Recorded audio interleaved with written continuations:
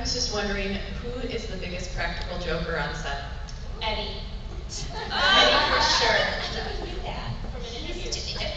He's so funny. He's such a joker. Okay, so what did he do? To Kellen and Jackson both, I think he prank called them for 10 years. I mean, literally, if you don't look at him, he has this voice of this woman, and you just wouldn't know that it was And so he would call people and say, oh, you have a, oh, sorry, we have to dye your hair again. You have to come to set at 4 a.m. And Jackson was going, really? I said, just dyed my hair blonde. They're like, no, we don't like it. We're dyeing it dark. And so he calls his manager, and he's like, man, I did my hair again. And then Eddie calls back, and he's like, is this girl named Kev or something call you and they tell you to get up at 4? And he's like, yeah, man.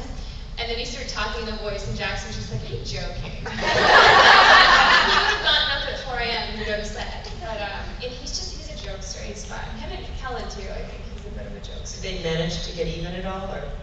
Not even. I didn't hear the story. There's always a second and third movie for that, though. Over with Steve. Okay, here. Is it overwhelming having fans always calling your name and wanting autographs and pictures and stuff?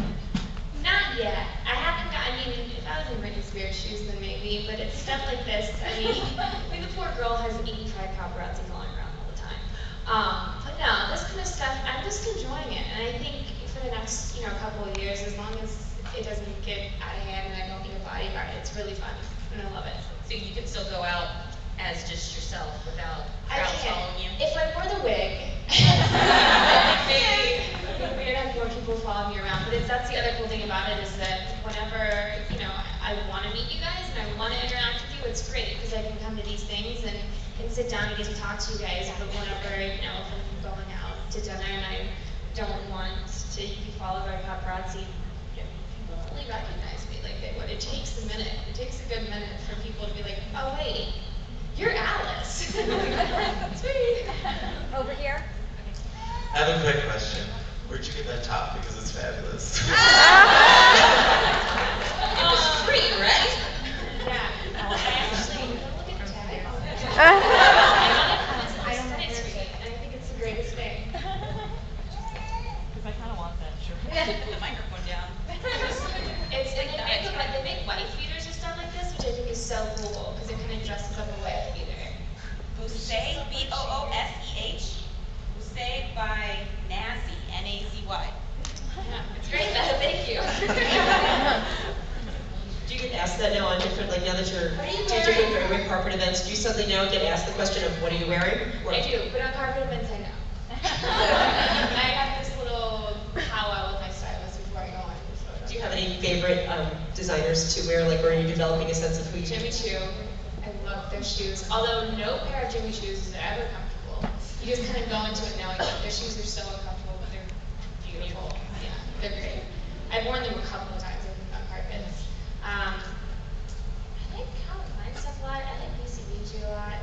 It's just really simple and fun. Who has the microphone? Back here. I recently saw a couple of photo shoots that you did with Tyler Shields, who's an idol of mine, and I was wondering if you were gonna work with him again anytime soon.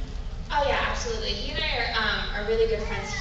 Tyler is, he's very talented. He's very young and very talented, and everyone in Hollywood knows him. We all kind of go, oh my gosh, you should shoot with this guy, and all of our celebrity friends do.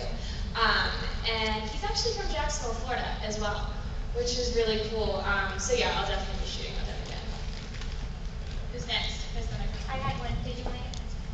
The pink time memory, so you're gonna have to come over to me. How did you originally get started in the acting business? I was going to start modeling when I was probably 14, I think, or 15. And then I took a commercial class because it was kind of basically 5-5. And they go, you're going to do either Maybelline commercials or stuff like that, or you're not going to model. And I took the commercial class and I loved it, so I took an acting class.